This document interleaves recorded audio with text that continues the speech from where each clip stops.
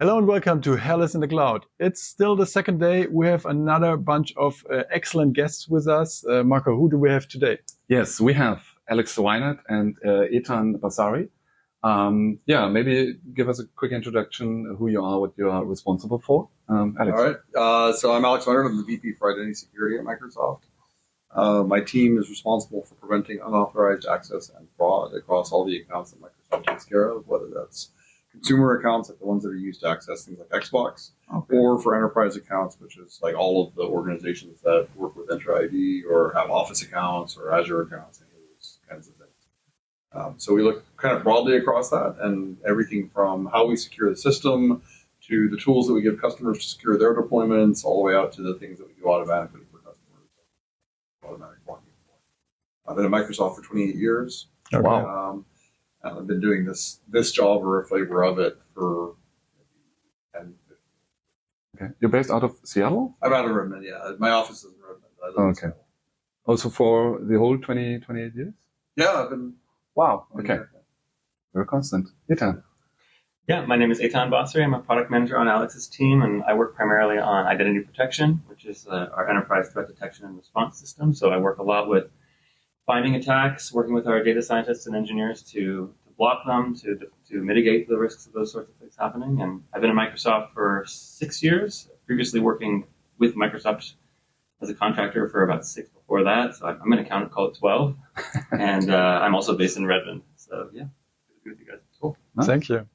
So you just said that you are also responsible for the consumer part. I can imagine that you are learning quite a lot from that part, because there are so many consumers out there, so many consumer identities out there. Yeah. And you are gathering signals, I guess, about some anomalies and stuff like that. So do you learn from that also for I the think end? there's two major things that we gain. So for me, this journey started actually in Xbox, and we started doing anti-fraud and anti-compromise in Xbox, and then we were asked to take it on for the broader consumer ecosystem.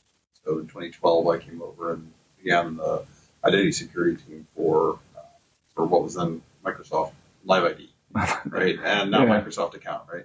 And the things that we get out of that, one is that we have a tremendous amount of signal that is actually, non-targeted, or it is targeted at us, but like, because you can use any email address you want, right? You might have a corporate email address that can be aimed at us, or a Google address, or whatever kind of address, right? And so when the attackers come and they do these big bulk attacks, right, they like to use systems like that accept any email address. So they'll come after the big consumer vendors that allow that. Okay. And that allows us to essentially create a almost like a honey trap, right? Like where people come to us and they say, okay, let's say I breached a million credentials from some site, right? I want to go see if they're valid. So one of the ways that I test that is they'll come to our site, right, and they'll try to run them all against our site to see which ones match. We have very good detection for that kind of attack, but we're able to use that to then very quickly figure out, okay, an attacker now has your corporate credentials, and that's where like a lot of our leak credentials detection comes from. So having that consumer ecosystem is really a powerful tool for us in terms of detection, and that's just one example. The other really major thing that consumer does for us is it allows us to try things, right? So way back in 2013, we decided, hey, we're going to require MFA for all users. And we were able to do that because we're essentially the admins for our own site, right? Yeah. So we can go do these policies. And even today, like our consumer compromise rate is much lower than the enterprise overall, because we control those policies. We can apply risk-based policies. We can apply MFA. We can restrict insecure protocols. Some of the things we do in security defaults now actually all originated in consumers, right? And so many of the ideas that we bring to enterprise actually are incubated in consumer, like things like passkey, right, where we can go and experiment with that.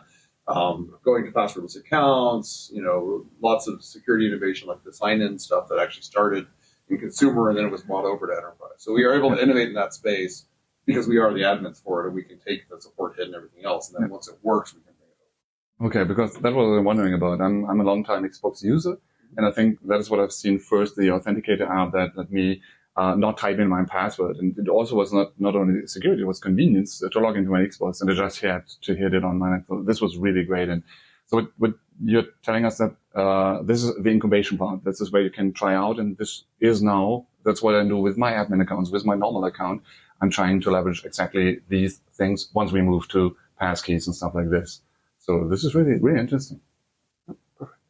So could you talk a little bit about what you are working on at the moment? So what are you talking about at Ignite at the moment? What's part of your presentations? What are the hot topics you're working on at the moment?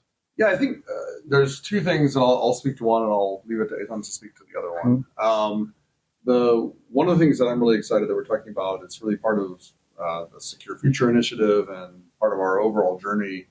As we look at like security posture and identity, it's been a really, really difficult journey. When we look at, for example, Microsoft Incident Responses is the team that goes and works directly with customers when they get breached. A huge number of the breaches they're dealing with are like unpatched, old versions of Windows Server running into the dark team. You're talking about the dark well, team? it used to be called BART. It's now Microsoft Incident Okay. Response. It's like, it used to be called Azure AD, now it's called Entra. Right? Okay. So we just like to change. Absolutely. I used to be called Alex. So I'm still called Alex. When we think about like the difficulty there, where we have customers that are dealing with, in some cases, 10, 15-year-old server deployments that are unpatched, they don't have the resources, and this isn't, like we look at the overall resource shortage in cyber and tech, it's significant. And so customers' ability to kind of maintain currency on their deployments has been really hard.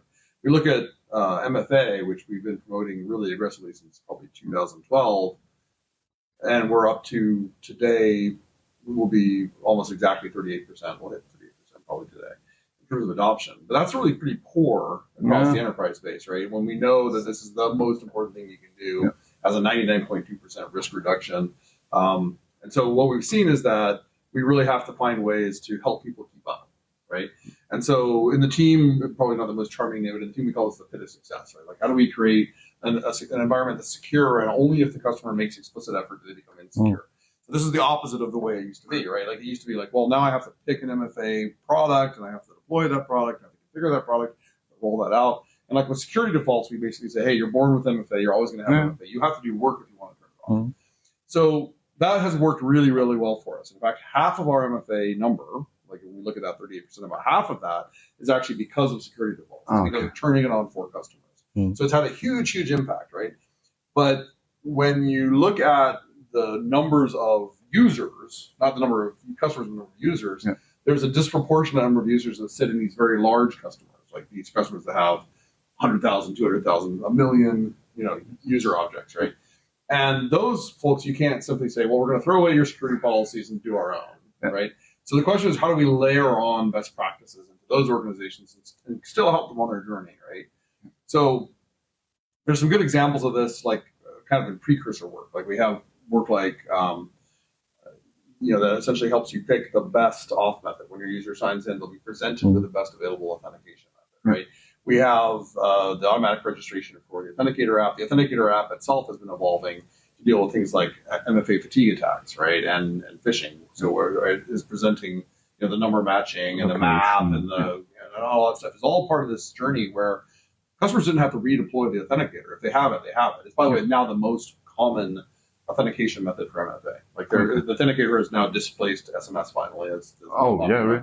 Great. Yeah, so it's by far, and it's moving very fast. And so the idea is, like, how do we create these frames where we can help customers stay on top of that security policy, because the attackers are evolving fast, right? So this is like the first thing. And so moving now from security defaults, which applies to everybody, like to very simple customers and trial users and everything, but they can't really tune it, right? It's kind of like, okay, we're taking the wheel, we'll take care of it. Then you have these large customers, and they can't use that because they need more control. So Microsoft Managed Policies is the way that we fix that. And so for customers that are larger, right, and that have conditional access, we were saying, okay, here's the canonical conditional access policy you should be using for this. You can exclude users, you can modify the policy, you can say no, right? You have a lot of control inside of that frame. But what history teaches us is when we do programs like this, about 85% of users maintain the setting, right? And so if we can get 85% of our existing base to adopt MFA, we will crack from 38% now to probably north of 80% MFA utilization by the end of the next calendar year, right? So that's an extremely exciting huge step. And the other thing that we can't not talk about right now is generative. And I'm going to actually let Etan talk about generative. Yeah. And I just want to add on to one thing you were mentioning around managed policies. It's something I've been working on a lot lately around the risk policies. I mentioned identity protection and how we have customers out there who are licensed for this sort of thing, but just haven't taken advantage of it for one reason or another. And it is great that we have this 85% retention rate, because there's still that 50% that maybe we didn't get it right, or maybe they're just not ready for some reason. But I would just emphasize how much time and care that our team has put into making sure that customers are technically ready for those policies. So if I give the example of a risk policy, the customer has to have Entra ID Premium 2. They have to have everybody registered for multi-factor authentication. Because if we were to deploy that policy with the managed policies and not have everybody, we'd either throw people out of compliance on their license, or we have them blocked. Because if we deploy a sign-in policy and end user isn't registered for multi-factor, they're going to get blocked. Yeah. So my point is we're creating these policies that are extremely low friction. We're not going to be blocking people out of these policies. This is about putting the right security at the right time. And so I would emphasize for anyone who's listening or watching this sort of thing, if you get one of those policies, like, strongly consider leveraging that policy or cloning it and adjusting it to the thing that you need, and not just opting out of it. Because it's really for your benefit that we're doing this sort of thing, to really nudge, in a healthy way, nudge the entire industry forward in terms of a better posture. We think about another example of the policy is you should have MFA for an admin accessing an admin portal. Like, this should not be an argument. No, not at all. This is very straightforward. So.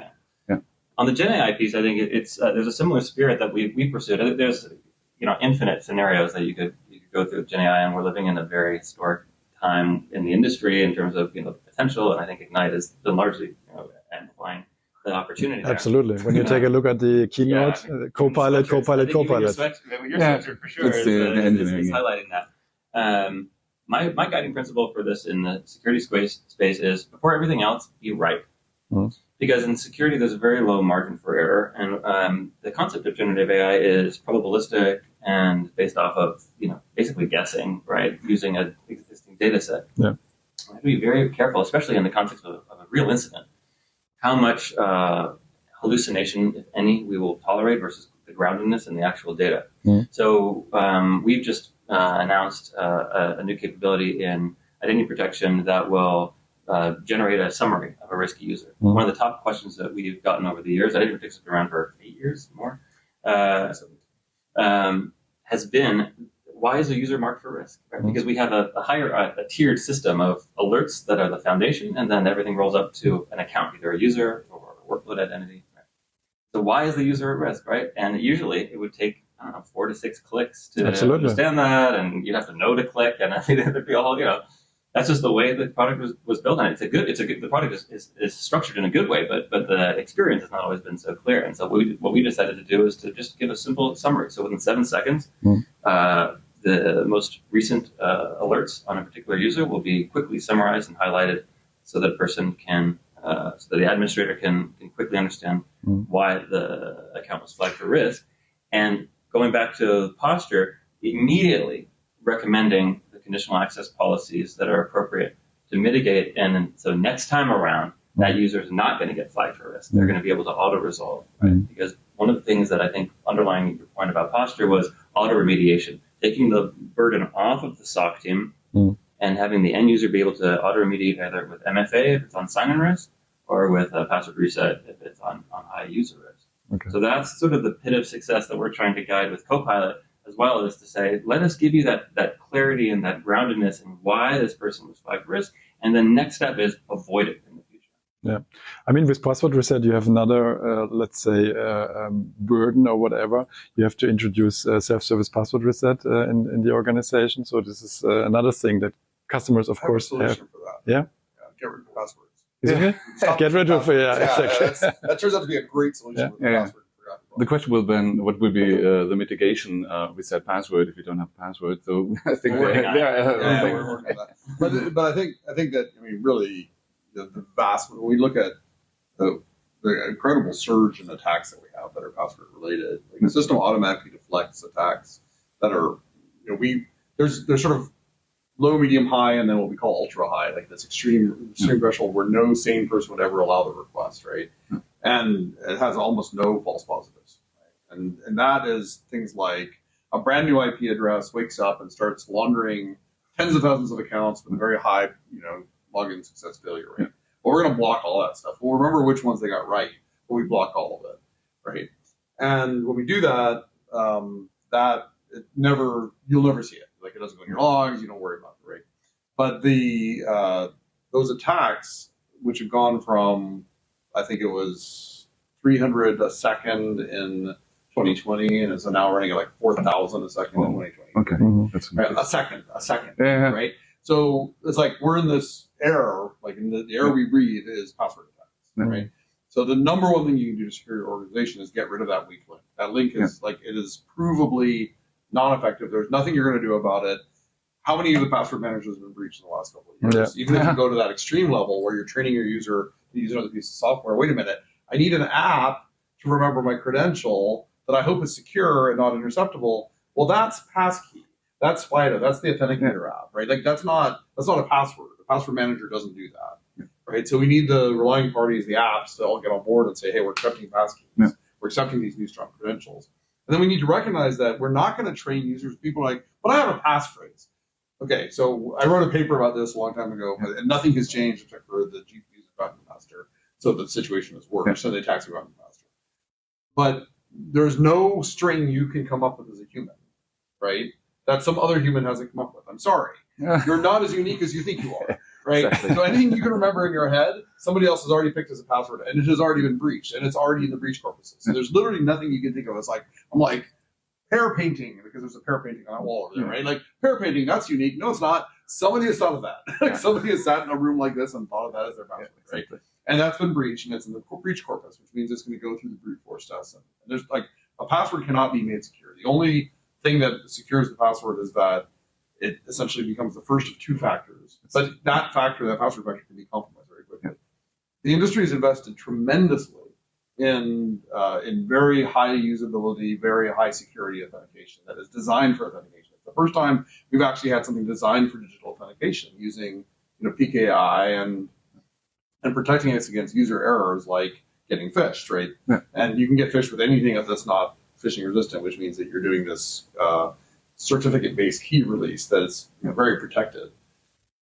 Passkey is now built into the Apple. It's built into the Android platforms, right?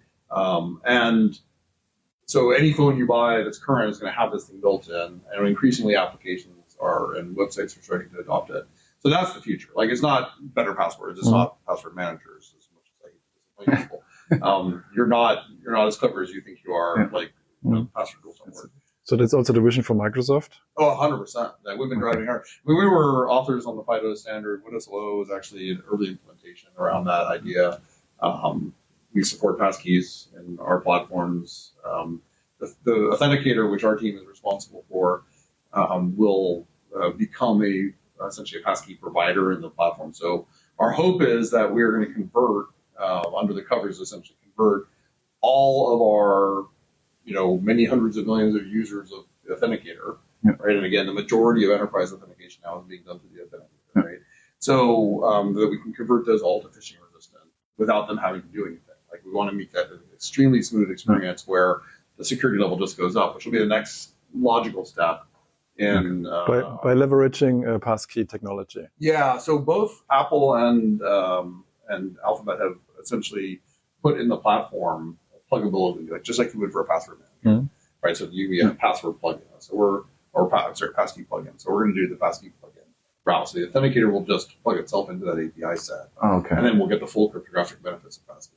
Okay, and that will leverage all of as you mentioned, all of the currently existing users of this, because you mentioned the journey to get them there was really, really hard, right? And it should not give them another step and they will opt out of it. I believe the future of authentication outside of highly regulated environments is software-based, application-based authentication, right? And the reason for that is what we're seeing in just the last year, where we've made 3 security innovations in the authenticator to respond to attacks, right? And then we're about to do this fourth with passkey.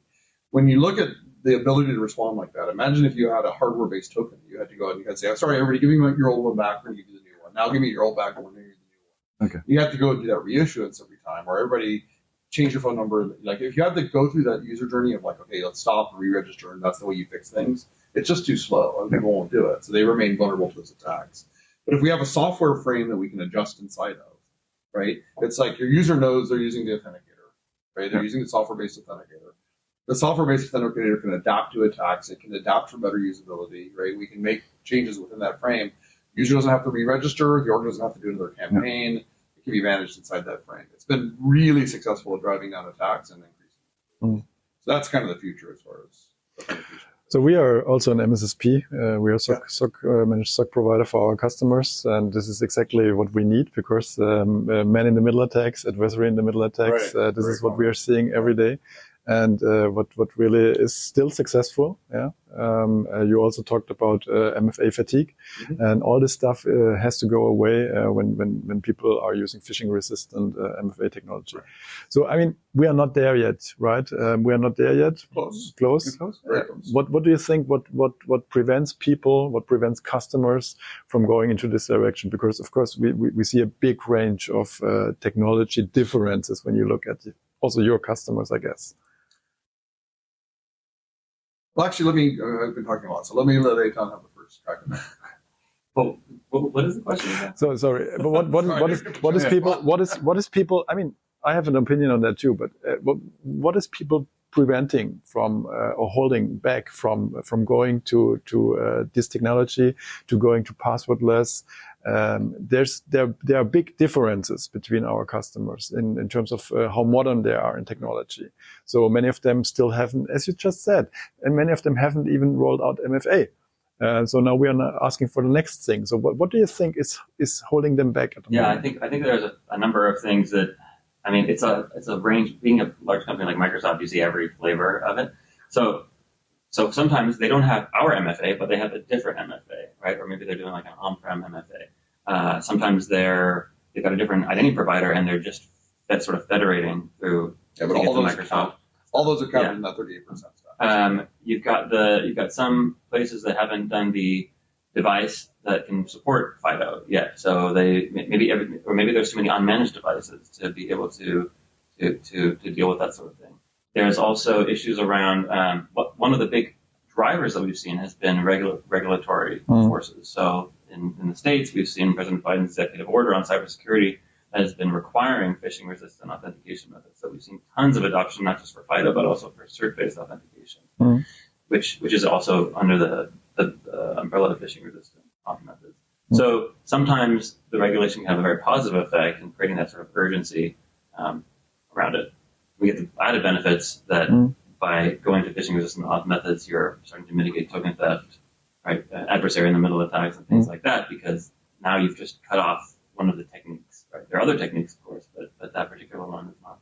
In our experience, another driver is also an act and successful attack, actually. So people get very focused. That's a bummer when that's the trigger. I mean, I would give a simpler answer. I think maybe it's a more complex answer. In some sense, it's fear. It's fear of user response, right? And we have fear of it, impacting productivity, fear of like slowing down the user base, fear of users complaining, fear of help desk costs skyrocketing, right?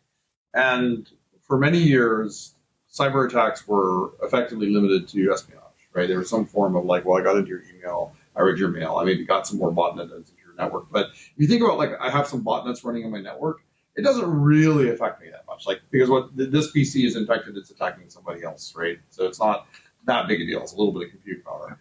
If I have somebody reading my email, I can kind of pretend like they didn't see anything too bad, or it's very vague. It's like, somebody might have seen the secret plans. I'm not sure if they saw the secret plans. What are we going to, well, I'm not really sure what to do. So I think leadership has been able to kind of like, closing my eyes and like not thinking about the attacks, right? Ransomware has changed that game. Right, ransomware is quantified. Right, so ransomware is now my business screeches to a halt, and like I go out of business. Like it's like everything stops, right? Yeah. And so we saw ransomware actually start to change this equation, where people would start saying, "Wait a minute, I can't be cavalier about this, or I can't ignore these cyber attacks. They're actually really critical." So we've had a place where we've essentially had a lot of companies, to say it a little bit bluntly, have allowed cyber attacks to proceed because the consequences of those attacks for companies were very small. And then so when you look at the risk benefit, the risk of like, well, I'm going to reduce productivity, I'm going to affect my users, for what? Well, I don't think I really got attacked last year, or if I did, I'm not really sure what the impact was, or maybe, but now it's like, no, like you're going to get ransomware, it's going to stop your business, it's going to destroy your business. And so what do you do about that? Well, it's a very complex problem, right? And like, how do I be sure I can't be your ransomware? So instead of like trying to deterministically solve that problem, which is maybe arguably impossible, you go by insurance. What does the insurance company tell you? The first thing they tell you is, we will not insure if you don't have MFA, right? So we start seeing this MFA take off, where in this weird world where the ransomware people are kind of our friends and that they're getting people to fund MFA. The systems that are attached, like when we think about what happened leading up to 2020 when the pandemic hit, we were already on this big digital transformation where we saw this competitive mandate where companies that had done digital transformation, that had moved their analog systems into cloud digital systems, who had better user data, had better customization, better order tracking, better service, right? Were getting better business, and they were succeeding. There were businesses that were hanging on. They're like, nope, I'm the small shop, and I still write paper receipts, and I still only take cash payments, right? But when the pandemic hit, that went away. There was no surviving the pandemic in the world where you didn't go to digital transformation. The net effect of that is that virtually every system you can think of, everything you have interacted with, like the glasses on your face, you probably ordered them online, or you had some online order tracking. Like that phone over there that's filming us, like definitely, like digital transformation is all over it. Like this hotel booked with online systems, you name it, right? And that includes medical systems, it includes military systems, it includes infrastructure systems. So if I'm an attacker, and all those systems, by the way, are remote digital systems, all of them need identity to access them, which means that the most impactful thing you can do as an attacker for any target you want, whether you want a financial system, you want to do sabotage, you want to do military intervention, whatever it is to learn how to break identities. Right? Mm-hmm. And so the game has now changed completely. We see like nations attacking companies, or nations attacking other nations to get to this digital identity stuff. And so it's a completely different game. And we can't say, oh, well, maybe they're my mail, or oh, maybe they have a botnet on my network. Now it's like, no, it can end your business, or it can impact human lives. Mm-hmm. And we have to take this much, much more seriously. So I think if we can get that into our heads, then we can look at that as the offset for this friction problem. And then the friction problem, honestly, is nonsense. Like when we see, I worked with a financial customer, who was compromised. And we had been arguing with them for 4 years. Please turn on that. Okay. And then they had, and this happened a while back, but very large, you would know them, financial customer, right? And they had done a thing where they had done VPNs to protect their systems, which, like in the moment the VPN was deployed, it was pretty secure. But of course, systems degrade over time, and if you're not keeping up with them, when they weren't. But they had an executive who traveled to another country, lost their phone, bought a new phone, and could not get the cert onto the new phone. They weren't in a place that they could do it. So this executive called, yells at IT, and says, make an exception for my phone. Yeah. So they said, okay, well, what model of phone is it? It's this model of phone. And then, and then what location? And so you could VPN into this one location on that model of phone without the cert, right? Well, the attackers figured this out. How they figured it out, I don't know, but the attackers figured this out 2 years after that exception was made for that executive who was only in that country for a week. That exception was still in place in the VPN. Yeah. 2 years later, the attackers came in through that exception. They basically got pervasive access inside of this organization and started transferring money. So then the CISO called and like, help, what do we do? And I said, turn on MFA, right? So it was on a summer holiday weekend, like sitting at my dining room table. And I said, like, give me remote access to your environment. I'll turn it on for you. And we turned it on. They had resisted us for 4 years talking about user friction. Mm-hmm. The guy calls us back. First of all, to stop the attack. And then secondly, we didn't get any user complaints.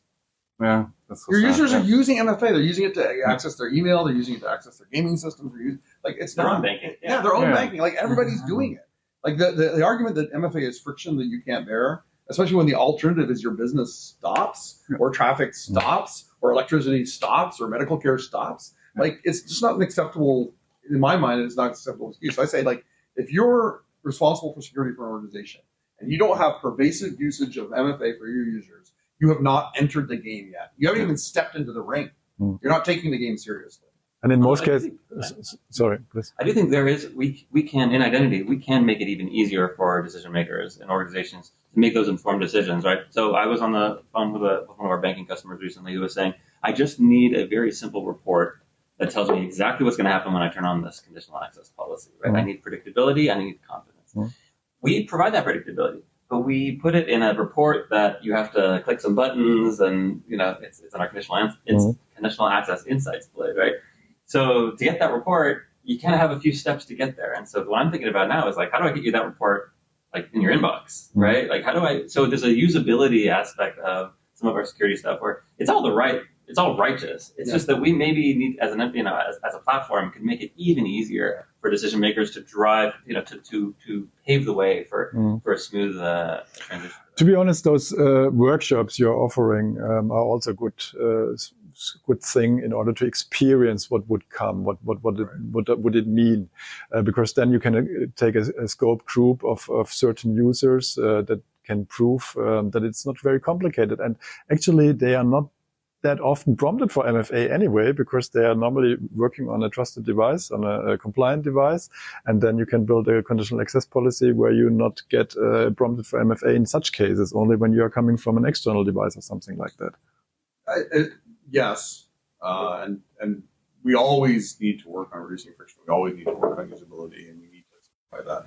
Things like security defaults, things like managed policies, things like port-only mode, the conditional access insights all drive to that, and we need to continuously improve that. And when we look at like the DCCC hack, which led to arguably election problems in 2016, that hack was actually originated in a board, a nonprofit board. We're talking about 15 people using a system. They have no administrator. Nobody's going to read a workshop. Nobody's going to that's not going to happen, right? And then we propagate from there into a think tank of about 50 people, and then from there into the DCCC. Like the key is that like we have to recognize that an awful lot of this world is run by people that don't have CISOs, right? Yeah. And we have a responsibility to secure that part of the world as well. So I think we have to go. I mean, if the bar is we got you to look at the report, right? I without arguing that we need to do better on the usability always, right? But for many of our users, we have to actually reverse this mode, which is not I'm going to make it easy for you to take action. It's that I'm going to require you to take action to be insecure. We have to flip this paradigm where it's not I'm going to make it easier and easier for you to like. I'm a car guy. I like cars, and I like old cars. So before 1965 in the United States, no seatbelts in cars. Right? The seatbelt laws passed in 1965. So before then, you could have a seatbelt. I use this analogy a lot, but you had to go to the shop and you had to go buy the bolts and buy the fender washers and figure out where to drill and buy the webbing and buy the bucket. You could build yourself a seatbelt. You could have one. Okay. Like they were provably safer. I think it was Volvo that did. She started the innovation on it. But like if you went from there saying, well, I'm not going to give you a bag and all the parts are in it, or I'll give you a bag and a set of instructions and all the instructions, like it won't matter. Like at the end of the day, the average person is going to buy the car and drive it as it sits. We have to make sure that car, when they get in it, is a safe car. Right? And we have to keep it safe for them. And so that's really the pivot that we're on right now. Microsoft broadly, everything we're doing. Now, the generative stuff is incredible for this, right? When I can actually gain insights by looking at your organization. So we've been doing a bunch of research work on this where we have the ability to generate policies based on looking at your attack patterns, your sector, or your existing usage and where friction is happening. So you think about Microsoft Managed and what that is doing in terms of automatic rollout. And then you think about the ability to generate policies automatically. We can get to a place where we're actually saying, hey, we built this for you. This is your policy. This is what we believe is the best thing you can do for your org. Take a look at it.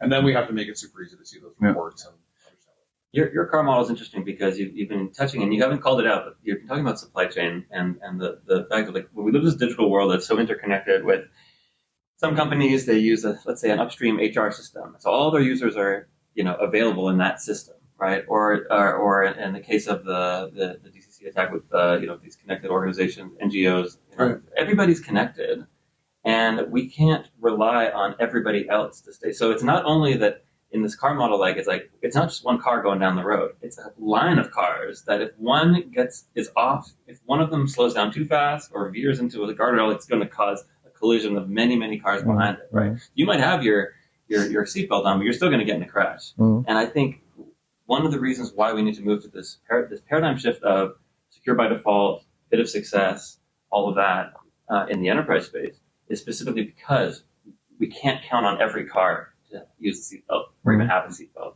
anymore. We have to buckle people in across the board. If we can get to 85% buckled, then we're in a better place. Do you have telemetry regarding, you mentioned people have to make it unsecure. It is now on by default. Do you have telemetry? How many people do this? Turn it off? Yeah, so it's about 10%. 10%? Yeah. But those are for good reasons. Like the security defaults, or potentially good reasons. Security defaults, and so if we were to go from there, we could also say that 60%, 60% of that 10% turn on a conditional access policy that is equivalent, right? Yeah. So we have people who are security defaults users who need, maybe they need a break glass account, or they need, some existing.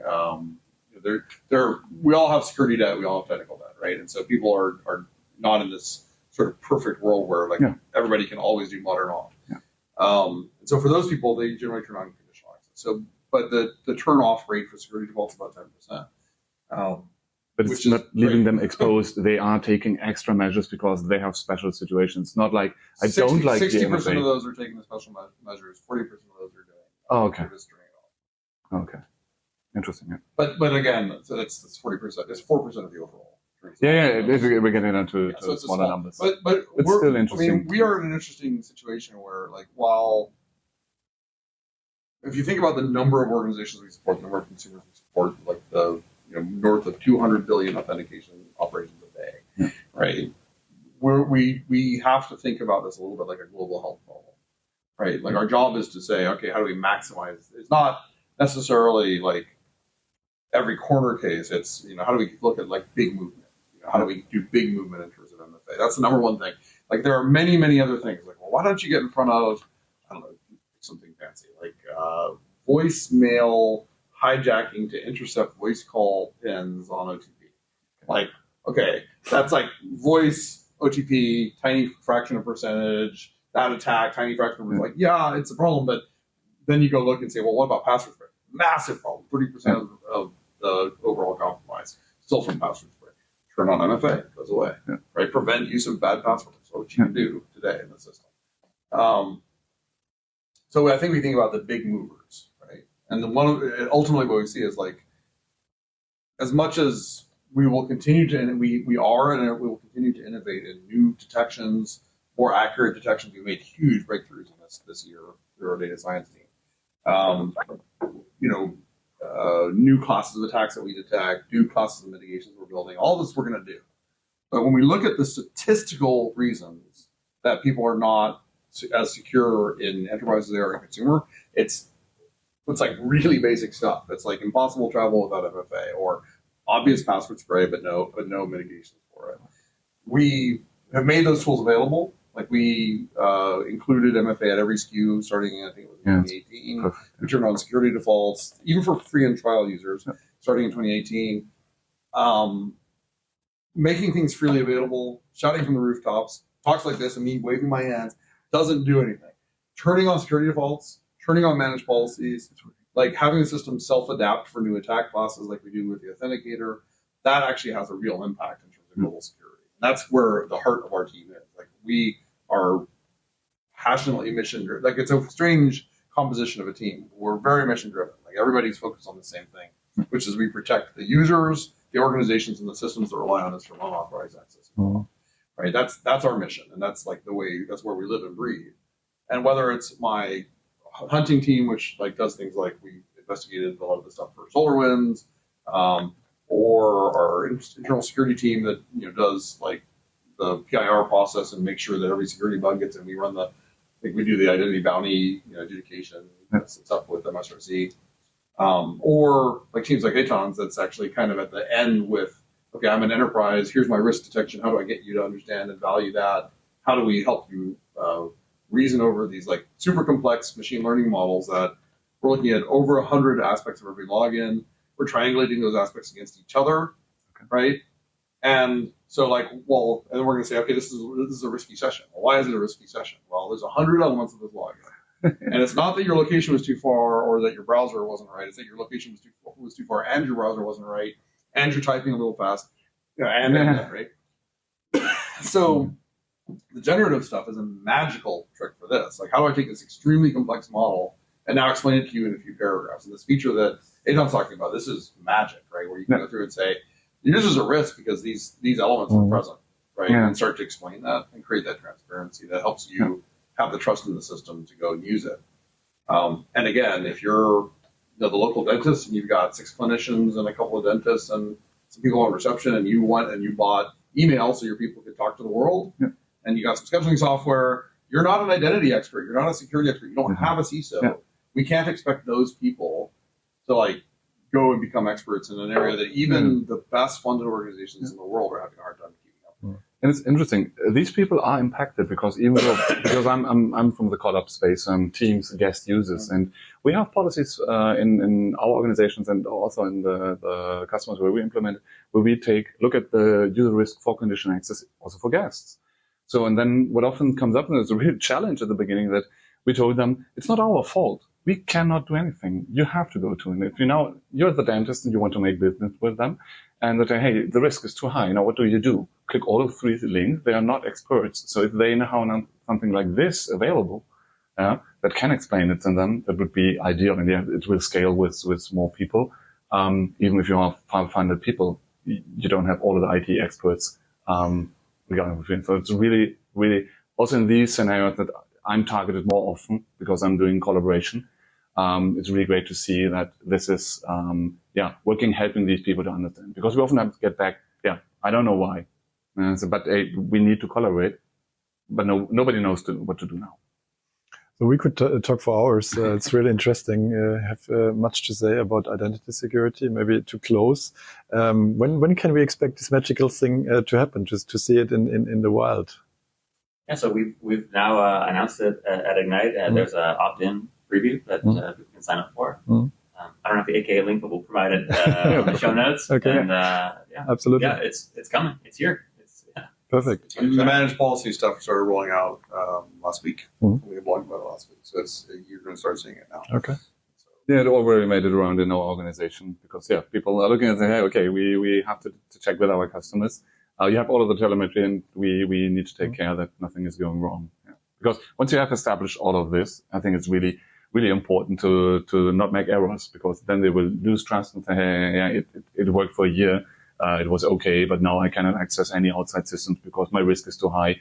Nobody knows how to clear it. So it's really, really great to see these things are coming to the task.